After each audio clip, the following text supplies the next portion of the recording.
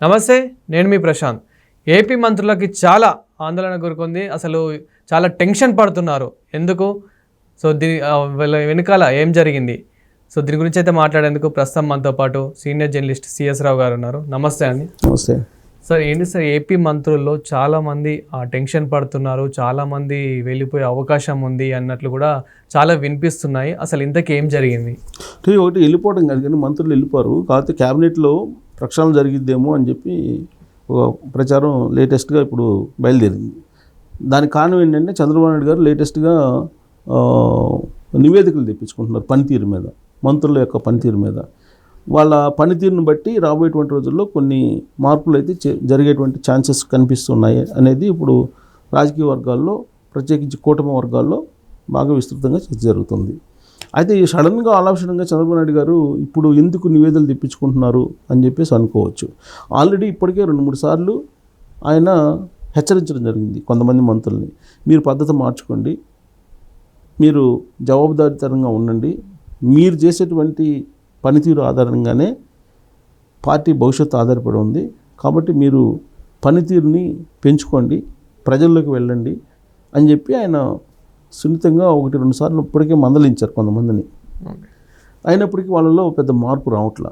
Even క్యాబినెట్లో ఉండేటువంటి మంత్రుల్లో దాదాపు 80% మంది అసలు వాళ్ళు మంత్రులా లేదంటే కాదా, అసలు ఏ శాఖకి ఉన్నారు అనేది కూడా చాలామందికి తెలియనటువంటి పరిస్థితుల్లో ఉన్నారు వాళ్ళు. ఆల్రెడీ కొత్త తరహాలో పాలిటిక్స్ని తీసుకెళ్ళాలి, కొత్త తరాన్ని ఎంకరేజ్ చేయాలనేటువంటి ఉద్దేశంతో క్యాబినెట్లో ఫస్ట్ టైం గెలిచినటువంటి వాళ్ళకి 7 మందికి అవకాశం ఇచ్చారు, ఫస్ట్ టైం ఎమ్మెల్యేలు అయినటువంటి వాళ్ళకి. ఓకే. ఆ తర్వాత ఇంతకుముందు మంత్రులు కానటువంటి వాళ్ళకి అవకాశం ఇచ్చారు, దాదాపుగా 12 మంది కొత్త ముఖాలు మంత్రులు. అవకాశం వచ్చింది, ఆ అవకాశాన్ని సద్వినియోగం చేసుకొని ఆ పదవికి వన్నె తీసుకురావాలి. అప్పుడు పార్టీకి కూడా, ప్రభుత్వానికి కూడా మంచి పేరు వస్తుంది. కానీ వీళ్ళు పదవులు అయితే తీసుకున్నారు, కానీ ఆ డిపార్ట్మెంట్ల మీద, ఆ శాఖల మీద వీళ్ళకి అవగాహన రావడం లేదు. ఇప్పుడు 7వ నెల ప్రభుత్వం ఏర్పడి 7 నెలలు జరుగుతుంది. ఈ 7 నెలల్లో వీళ్ళ పర్ఫార్మెన్స్ చూస్తే కొంతమంది అయితే మైనస్లో ఉందని చెప్పి తెలుస్తుంది. ఎప్పటికప్పుడు వాళ్ళ యొక్క పనితీరు మీద చంద్రబాబు నాయుడు గారు సర్వేలు చేయించుకుంటున్నారు, రకరకాల మార్గాల నుంచి తీసుకొచ్చుకుంటున్నటువంటి సమాచారం ప్రకారం అధ్యయనం చేస్తూ ఉన్నారు. అధ్యయనం చేసిన తర్వాతనే ఈ మధ్యకాలంలో 3-4 మంత్రులకి ఆయన వార్నింగ్ ఇచ్చారు, సున్నితంగా వార్నింగ్ ఇచ్చి ఇలా అయితే తీవ్రమైన చర్యలు తీసుకోవాల్సి వస్తుందని చెప్పి కూడా అన్నారు. అయినప్పటికీ వాళ్ళ పనితీరులో మార్పు రాకపోగా కొన్ని మంత్రిత్వ శాఖల్లో అయితే పిఆర్ఓలకు వదిలిపెట్టేశారు. ఓకే. పిఆర్ఓలే మొత్తం దందాలు చేసుకుంటున్నారు, తర్వాత పిఆర్ఓలే అన్ని రకాల కార్యకలాపాలు చూసుకుంటున్నారు. కొన్ని చోట్ల అయితే ఓఎస్డీలు అసలు మంత్రులను కూడా లెక్క పెట్టడం పరిస్థితి కొన్ని చోట్ల ఉందని చెప్పి విమర్శలు వస్తున్నాయి. తర్వాత చంద్రబాబు నాయుడు గారు ఈ 6 నెలల్లో చేసినటువంటి కార్యక్రమాలు చాలా ఉన్నాయి ఆంధ్రప్రదేశ్కి. వీటిని ప్రజల్లోకి తీసుకెళ్లడంలో మంత్రులు ఫెయిల్ అయ్యారనేటువంటి ఒపీనియన్ ఉంది. అంటే కేవలం మంత్రులకే ఇలాంటి వార్నింగ్ అనేది ఇచ్చారు అంటే ఇలాంటివి చెప్పారా, లేకపోతే ఎమ్మెల్యేలకు వీళ్ళకు కూడా చెప్పడం జరిగిందా?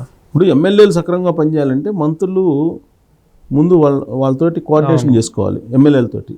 ఇప్పుడు మంత్రులకి అందరికీ జిల్లా ఇన్ఛార్జీలుగా ఉన్నారు, ఒకళ్ళు ఒక్కొక్క జిల్లా ఇన్ఛార్జి ఇచ్చారు. ఇప్పుడు విడిపోయిన జిల్లాలు అయితే ఉన్నాయి, ఉమ్మడి జిల్లాలు 13. దానికి సంబంధించి ఆల్రెడీ ఒక స్ట్రక్చర్ ఏంటంటే పార్లమెంటు కాన్స్టిట్యున్సీకి ఒక జిల్లాని చేశారు, దానికి సంబంధించి ఒక ఇన్ఛార్జి మంత్రిని కూడా పెట్టారు.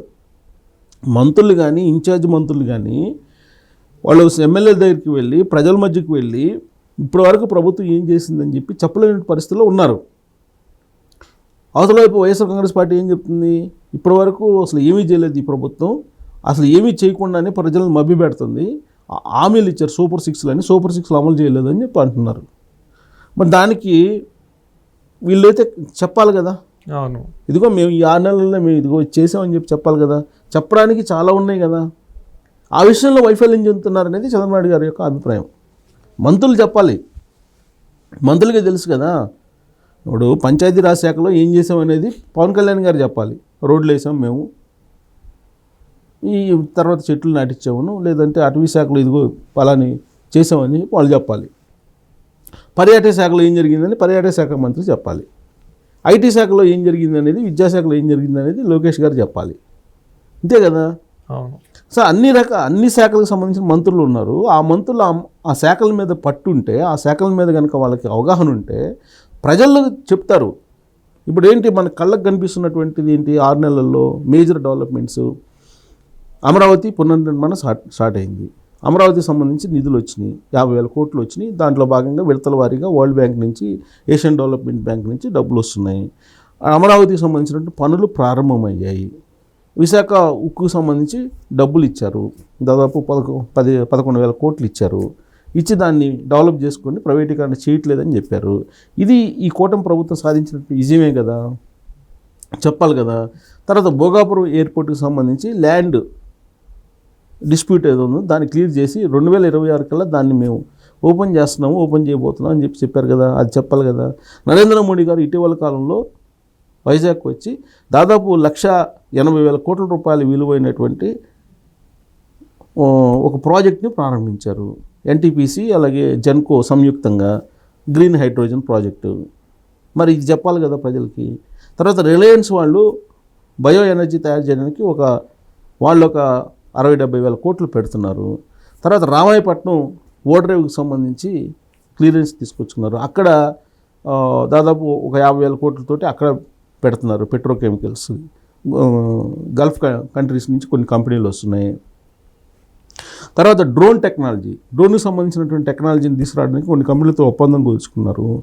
అమెజాన్ రాబోతుంది, డేటా సెంటర్ అక్కడ పెట్టబోతున్నారు టీసీఎస్ వాళ్ళు, ఎక్కడ వైజాగ్లో. ఓకే. మరి ఇన్ని ఉన్నాయి కదా, ఇవన్నీ ఎవరు చెప్పాలి? మంత్రులు చెప్పాలి. అంటే చేసినటువంటి పనుల్ని ప్రజల్లో చెప్పలేకపోతున్నారు.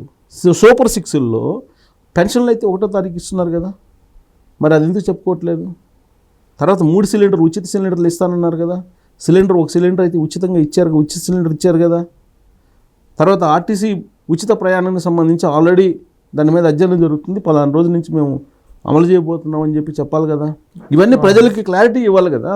క్లారిటీ ఇవ్వటంలో మంత్రులు పనితీరు అనేది సరిగ్గా లేదు, మంత్రులు సరిగ్గా పనిచేయట్లేదు, వాళ్ళ పర్ఫార్మెన్స్ బాగలేదు అనేటువంటి అభిప్రాయానికి చంద్రబాబు గారు వచ్చారు.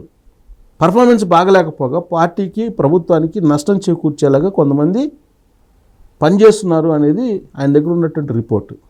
వాళ్ళల్లో ఉత్తరాంధ్రకు సంబంధించినటువంటి ఒక మంత్రి ఉన్నారు, రాయలసీమకు సంబంధించి 2 మంత్రులు ఉన్నారు, కోస్తాకు సంబంధించి మరొక 2 మంత్రులు ఉన్నారు.